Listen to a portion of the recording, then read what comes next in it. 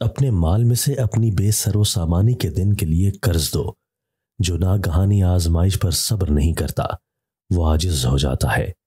دنیا کو نیا کر رہے ہو، اللہ اس کو ویران کرنا چاہتے ہیں۔ اللہ تعالیٰ اپنے ارادہ پر غالب ہے۔ تم میں جو برا ہے وہ اپنے ساتھی سے کہتا ہے کہ آؤ ہم موت سے پہلے کھائیں پئیں اور کھیلیں۔ بڑے یقین والے کی نیکی کا ایک ذرہ دھوکے میں پڑے ہوں کی پہاڑوں جتنی عبادت سے افضل ہے۔ لوگوں کو تکلیف نہ دو جب تک وہ مکلف نہ ہوں۔ کسی آدمی کا اہل علم کے ساتھ چلنا، جانا، آنا اور بیٹھنا اس کی دینی سمجھداری میں سے ہے۔ تم خیر میں رہو گے جب تک اپنے بھلے لوگوں سے محبت کرتے رہو گے۔ دنیا تو آنے جانے والی چیز ہے، کبھی کسی کے پاس ہوتی ہے، کبھی کسی کے پاس۔ جو نفاق سے نہ ڈرتا ہو وہ منافق ہے۔ اے لوگو، اللہ تعالیٰ نے ہمارے پہلوؤں کے ذریعے سے تمہیں ہدایت دی اور ہمارے پچھلوں کے ذریعے سے تمہارے خون کی حفاظت کی۔ کپڑے پرانے ہوں، دل نئے ہوں، جس سے تم آسمانوں میں معرفت حاصل کرو اور زمین میں نصیحت حاصل کرو۔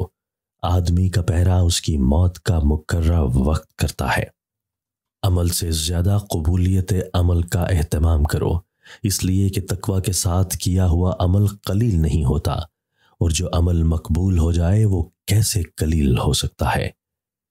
صبر ایمان کے لیے ایسے ہے جیسے جسم کے لیے سر، اور جس میں صبر نہیں اس کا ایمان نہیں۔ لمبی امید آخرت کو بھلا دیتی ہے۔ میں نے اس سے زیادہ کمانے والا نہیں دیکھا جو اس دن کے لیے نیک اعمال کماتا ہے جس دن کے لیے اعمال کے ذخیرے جمع کیے جاتے ہیں۔ جو مہلت کے دنوں میں موت کے آنے سے پہلے اپنے ہر عمل کو اللہ کے لیے خالص کرے گا، وہ اپنے عمل کو اچھا اور خوبصورت بنا لے گا۔ پیدل چلنے سے پہلے پانی میں لیموں کے چند قطرے ڈال کے پی لیا کرو۔ کھڑے ہو کر پیشاب کرنے سے پہلے یہ ضرور سوچ لیں کہ کالا یرکان ہونے میں دیر نہیں لگے گی۔ تھکاوٹ کے وقت دودھ میں بادام ڈال کر کھا لیا کرو۔ حاملہ عورت پاس آئے تو فوراً نیم گرم پانی پی لو، اس سے تم بھی کبھی بوڑھے نہیں ہوگے۔